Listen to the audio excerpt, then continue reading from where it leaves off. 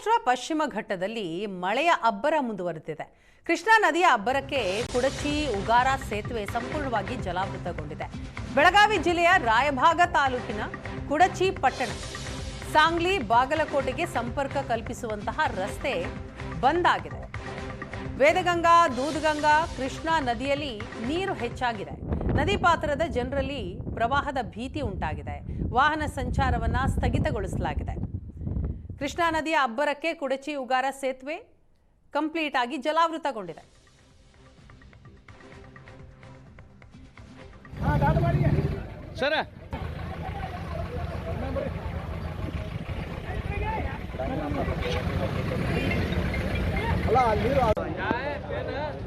ತಲಾಟಿ ಸಾಹೇಬ್ರ,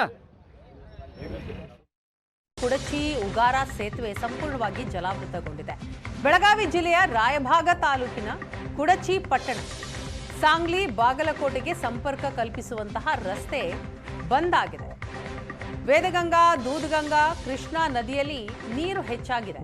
ನದಿ ಪಾತ್ರದ ಜನರಲ್ಲಿ ಪ್ರವಾಹದ ಭೀತಿ ಉಂಟಾಗಿದೆ. ವಾಹನ ಸಂಚಾರವನ್ನ ಸ್ಥಗಿತಗೊಳಿಸಲಾಗಿದೆ. ಕೃಷ್ಣಾ ನದಿಯ ಅಬ್ಬರಕ್ಕೆ ಕುಡಚಿ ಉಗಾರ ಸೇತುವೆ ಕಂಪ್ಲೀಟ್ ಆಗಿ ಜಲಾವೃತಗೊಂಡಿದೆ.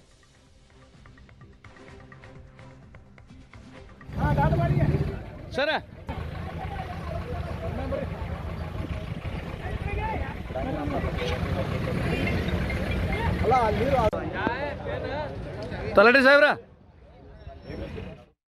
ಕುಡಚಿ ಉಗಾರ ಸೇತುವೆ ಸಂಪೂರ್ಣವಾಗಿ ಜಲಾವೃತಗೊಂಡಿದೆ.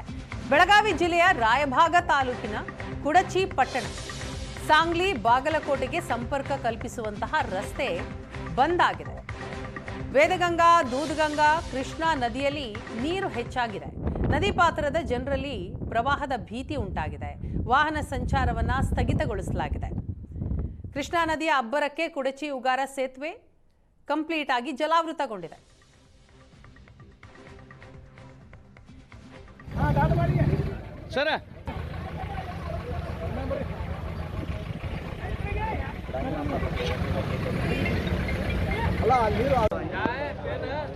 ತಲಾಟಿ ಸಾಹೇಬ್ರ,